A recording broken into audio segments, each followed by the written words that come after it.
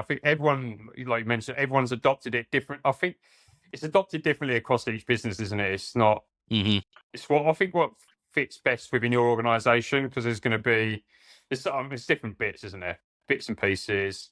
So then I guess that could tie into the first question. Do you want to briefly explain what the Agile Development Lifecycle is and its core principles? Yeah, sure. Agile Development Lifecycle is an iterative approach to development, and it's usually associated with software development, like we said. And so the key word here is iterative because what you're doing is you deploy an initial version one of your product, and then you provide continual improvement or enhancements to the product in your subsequent releases. So you could think of agile development as like the life cycle as a continuous like cycle or circle of steps.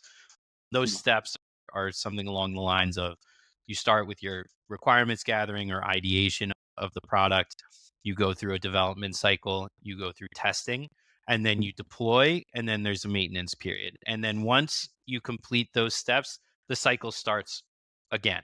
And so that's version one. And then you have a feedback loop, you're collecting feedback, and then you go right back to development, testing, deployment, and all over again.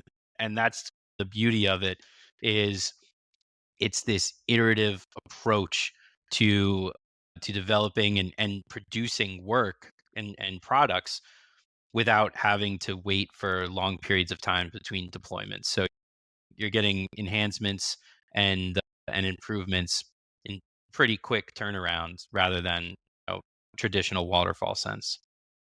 So for innovation, it is brilliant. Yes. You've got that constant development, haven't you? Really. And Yes, exactly. And it's that sort of, like you said, it's constant development. It's never this feeling of, oh, it's over. It's how can we improve? How can we make it better? And it's a mindset of continual and iterative development. probably ties in quite well with the current market, how things are evolving quickly. Hmm. But I guess also then obviously, we can probably discuss challenges later. It can get to a point where there's too much going on at once. Oh, for sure. Yes. Yeah. There's nothing is without its challenges, right? That's life. But I think Agile does a good, the whole purpose of Agile principles is to mitigate risk. You're deploying frequently, so you're mitigating the risk of changing requirements at the last minute.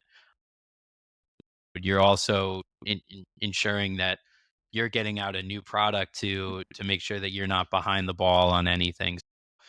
I think Agile itself enables a good sense of risk mitigation, but it's also imperative for the people within the process to be looking for proactively identifying risks that could pop up within your project as well. Yeah, no, definitely. So then, yes, it's been previously more utilized within the software development domain.